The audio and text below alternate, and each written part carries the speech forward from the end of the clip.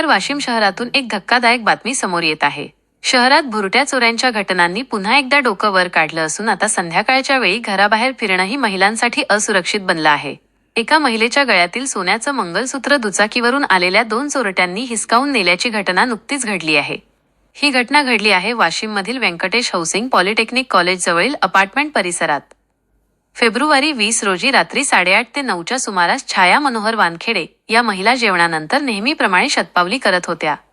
याचवेळी दुचाकीवर आलेल्या 2 अज्ञात युवकांनी दबा धरून बसत त्यांच्या गळ्यातील सुमारे 8 ग्रॅम सोन्याचं मंगलसूत्र क्षणात हिसकावून पोबारा केला. ही सर्व घटना परिसरातील एका इमारतीच्या सीसीटीव्ही कॅमेऱ्यात कैद झाली आहे, ज्यामध्ये दोन्ही चोरटे आणि त्यांची दुचाकी स्पष्टपणे दिसून येत आहे. या फुटेजच्या आधारे पीडित महिलेने तात्काळ वाशिम पोलीस स्टेशनमध्ये तक्रार दाखल केली असून पोलिसांनी अज्ञात चोरट्यांविरोधात गुन्हा नोंदवला आहे. तर शहरात भररस्त्यात घडणाऱ्या अशा घटनांमुळे नागरिकांमध्ये भीतीचं वातावरण पसरलं आहे.